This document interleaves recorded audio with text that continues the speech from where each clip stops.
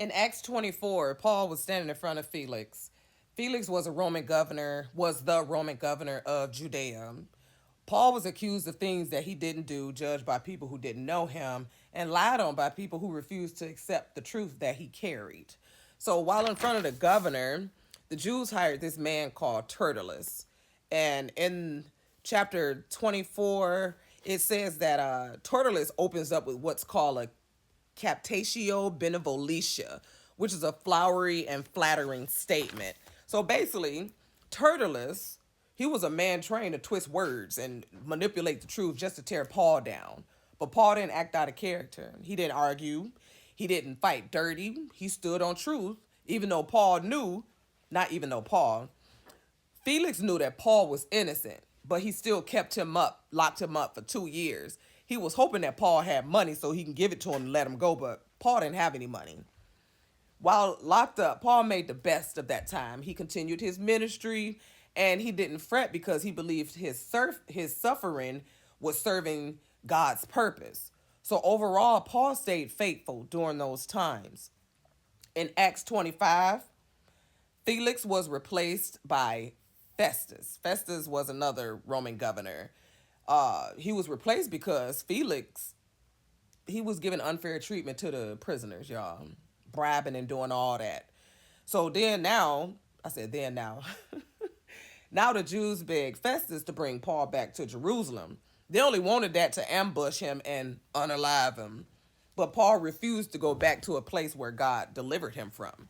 So he told Festus, hey, I want to be charged. I want to be seen by Caesar. And that's what he did.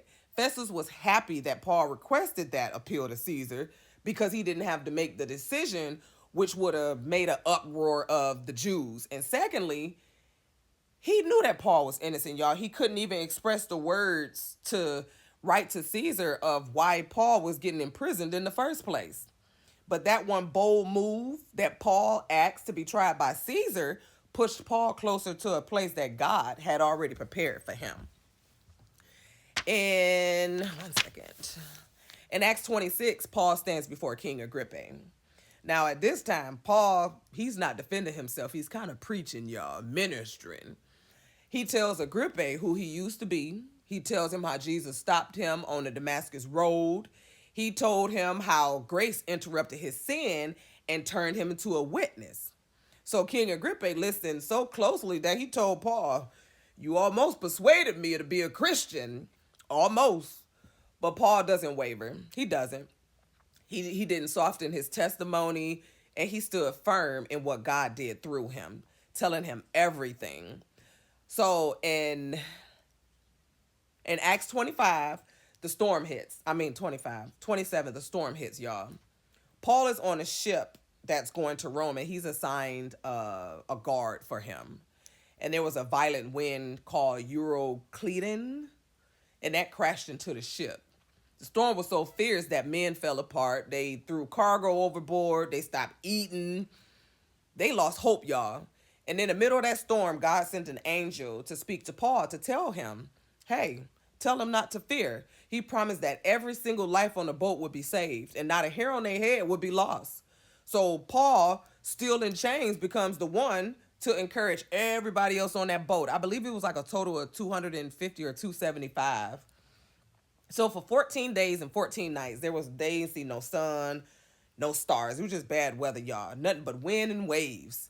But just like God said, not a single life was lost. The ship breaks apart, but God carries every person safely to shore. Those who could swim, they told them to swim to shore first, and then the other ones, because the ship fell apart, they floated to shore on pieces of wood. Then in Acts 28, Paul reaches an island. They all reached the island. The island was called Melita. They were tired, wet, cold, and drained. But instead of waiting for someone to help him, he gathers sticks for a fire, y'all. And while he's trying to serve, a venomous snake bite him on a hand. It's hanging from his hand, too. So the people that's watching him, waiting for him to swell up, they were waiting on him to swell up and die because the snake was venomous. They judged him like, oh, he must be a killer or something. They assumed he must have done something wrong. But Paul just shakes the snake off and the snake has no power over him. Now those people housed them and they helped them, they fed them and everything. They called them barbarians or something like that, but they only called them that because they didn't know the Greek language. So God used Paul to heal the sick on that island. The father of Publius, yeah, that was the leader. And other people, when they seen that, they came for healing too. And after months of waiting, Paul finally reached Rome. And even then, even in chains, even after everything he survived, he preached boldly. He welcomed everyone and he speaks the kingdom of God with no fear at all to the people. So, I mean, this was a lot, y'all. I'm out of breath. In essence, y'all, Acts 24 through 28 teaches something real. Something we don't always say out loud, but every believer knows in their spirit. You can be called by God and still be lied on by people. You can be chosen and still walk through storms that shake everything around you. You can be faithful and still get attacked in ways that make you question why it's happening to you. You can be right in the center of God's will and still feel like your life is falling apart at the seams. You could be serving with a pure heart and still get bitten by something you didn't see coming. Hello. You can be obedient and still end up in a storm that breaks everything you were dependent on. But through all that, nothing can stop what God has planned. Nothing can stop what God has ordained for you. Nothing can stop what God has spoken over your life. Nothing.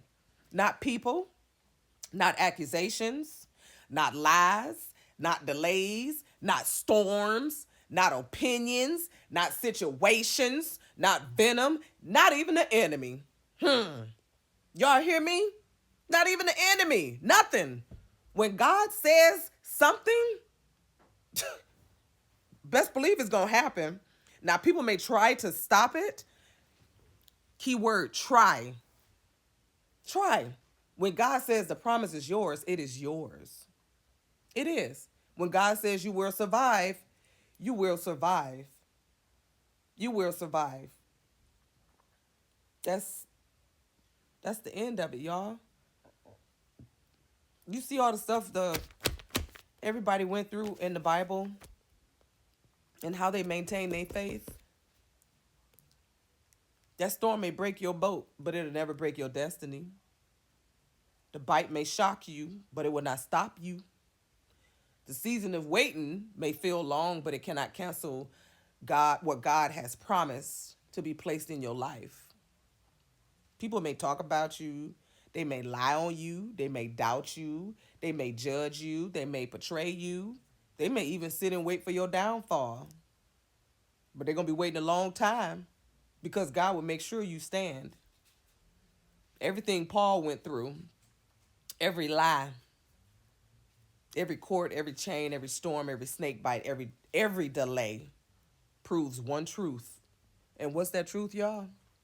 When God has his hand on your life, nothing has the power to take you out. Nothing has the power to take you out. Nothing.